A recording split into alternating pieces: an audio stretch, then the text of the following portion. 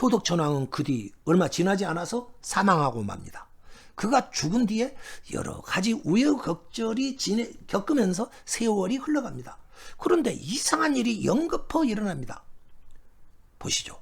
효덕천왕 사망 13년 뒤인 서기 658년에 효덕천왕이 죽고 난 뒤 658년에 중대형 황태자의 아들 근왕이 8살의 나이로 갑자기 죽었습니다. 할머니가 무지하게 슬퍼했다고 그랬죠. 그 손자가 바로 근왕입니다. 중대형의 아들입니다.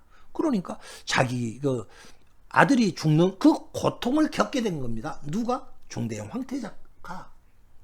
그리고는 또 27년 뒤에, 그리고 또 한 14년 뒤에 또 다른 중대형 황태자의 아들인 대우 황자가 있었습니다.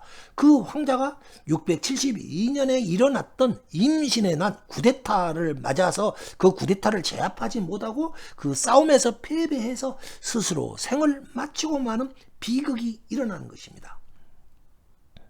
이때도 역시 그 고통을 중대형의 후손들이, 중대형 황태자가 그 고통을 겪게 해달라, 이 고통인 것입니다. 효덕천왕 고립가가 만들어진 뒤에 중대형 황태자 후손들에게 좋은 일보다는 나쁜 일들이 계속 일어납니다. 그 뒤 여러 가지 흉한 일들, 다른 흉한 일들도 많습니다. 그런 것들은 번거로운 관계로 해서 여기서는 생략하도록 하겠습니다. 무수한 망고 풍상을 겪으면서 85년이라는 세월이 흘러갑니다. 그리고 서기 720년에 일본 외국의 황실에서는 일본서기라는 역사책을 펴내게 됩니다. 일본서기 편찬 자들이 그때 책을 내다가 효덕천왕 고립가라는 그 노래와 그 뒤로 이어졌던 중대형 황태자들에게 일어났던 여러 가지 흉한 일들, 흉사에 대해서 주목하게 됩니다. 일본서기 편찬자들은 바로 효덕천왕의 고립가 때문에 중대형 황태자의 후손들이 저주를 받지 않았느냐, 이렇게 믿게 되었습니다. 중대형 황태자의 큰아들 근왕이 이 노래 때문에 죽었고, 다른 아들인 대우 황자도 전쟁에 져서 죽었다, 쿠데타를 제압하다가 죽었다, 이렇게 믿게 되는 것입니다. 편찬자들은 바로 이러한 사실을 믿고 일본 서기 속에 이 노래를 담아놓은 것이었습니다. 여러분께서는 황당하다고 느끼실 것입니다. 그러나 문제는 향가시대 사람들은 이렇게 믿었다는 것입니다. 이것이 바로 향가적 시각입니다. 이것이 바로 향가적 합리주의입니다. 이러한 해석은 향가라는 노래가 소원을 들어주는 마력을 가진 노래다, 마성의 노래다, 이러한 향가 특유의 성격을 알아야만이 가능합니다. 향가의 시각으로 보지 않고는 일본 서기를 풀어낼 수 없을 것입니다. 일본인들은 향가를 모르고 있습니다.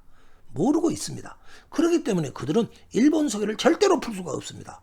그 향가와 일본 서기의 그 주변에 관계되는 내용이 서로 부절처럼 딱 아구가 맞게 짜여 있는데, 하나를 완전히 모르니까 이 나머지 거, 향가를 모르니까 나머지 거 풀어낼 수가 없는 것입니다. 그 의미를 반쪽밖에 모른다라는 것입니다. 향가가 무엇인지도 모르고 일본인들이 풀어놓은 일본 서기는 크게 잘못되어 있는 것입니다. 그러면은 일본인들이 풀어놓은 내용을 다시 한번 음미해 보시죠. 제가 읽어드릴게요. 도망 못 가게 머리에 나무를 붙인 내가 기르던 말은 어찌 되었나? 마국간에서 꺼내지도 않고 소중히 기르던 말을 어찌하여 타인이 보았을까? 여러분, 턱도 없는 해석 아닙니까? 여기 이 내용에 무슨 왕따가 들어있고 왕따 당했다는 내용이 있고 무슨 뭐 저주가 있습니까? 왜 자기가 왕따 되었다, 그런 노래도 없습니다. 그런 뜻도 없습니다.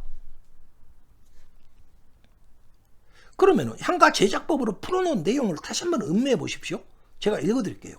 배에서 실 한 오라기만큼씩만 세금을 거두어 드리자고 하였어도 모두가 중대형에게 알랑거리면서 고집스럽게 온갖 세금을 부과하였고,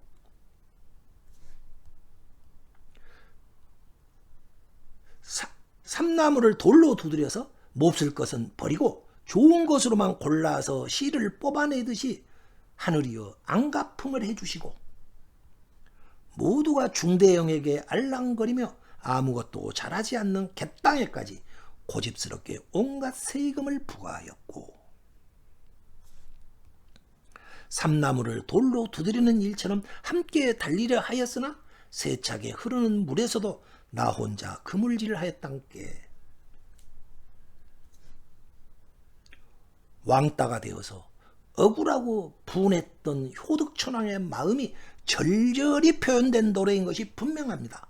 향가를 모르면은, 향가 제작법을 모르면은 절대로 풀 수가 없는 노래입니다.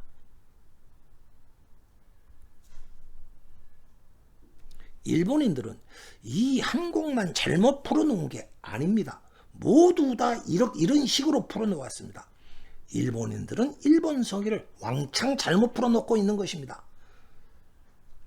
그런데 우리는 일본 서기가 그 잘못 풀어놓은 것을 과장, 왜곡, 날조되었다고 하면서 일본 서기를 맹렬히 우리는 비판하고 있습니다. 틀리게 풀어놓았는데 틀리게 풀어놓은 것을 맞다고 생각하고 두 민족은 일본 서기를 가운데 놓고 내가 옳으니 네가 그러니 하면서 치열하게 우리는 싸우고 있었던 것입니다. 잘못 풀어놓은 일본 서기가 우리 현재 두 민족 역사 갈등의 뇌관이 되고 있는 것입니다. 여기서 엄청난 대반전이 일어납니다. 여러분, 알고 보았더니 일본 서기의 핵심이라 할 향가를 풀 수 있는 민족은 세계 우리 민족뿐인 것입니다. 왜 그러냐? 향가가 우리말로 되어 있기 때문에 향가 제작법을 알기만 한다면 우리는 향가를 풀 수가 있는 민족입니다. 우리는 언어 장벽이 없기 때문에, 우리 민족은 언어 장벽이 없기 때문에 우리 민족만이 일본 서기 속에 수록되어 있는 향가를 풀 수가 있는 것입니다. 황당한 일이 아니겠습니까? 여러분, 이 사실이 믿어지세요? 일본인들 스스로 자기들의 역사서를 풀 수 없다, 이러한 사실이 나왔습니다. 이 사실이 믿어지십니까? 혹시 당신이 조금 너무 지나치게 자의적으로 해석하는 거 아니야? 이런 생각 안 드십니까? 그러나 우리야 그런다 하더라도 일본인들이 제가 이 말을 하면은, 그리고 이 말의 의미를 깨닫게 된다면은 아마도 뒷목을 잡고 뒤로 쓰러질 것입니다.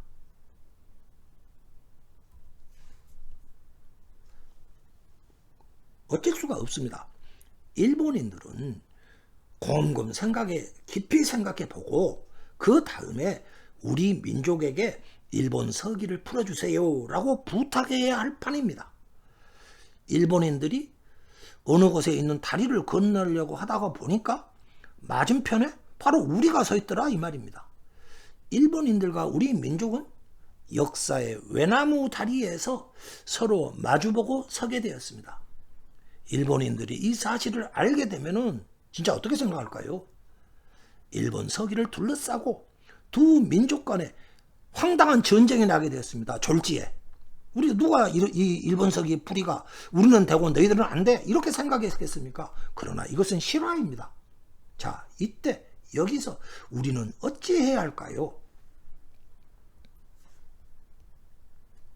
이상으로 일본 서기 효덕천왕의 저주편을 마치도록 하겠습니다. 구독과 좋아요, 공유 부탁드리겠습니다. 감사합니다. 김영애 TV의 모험은 계속될 것입니다.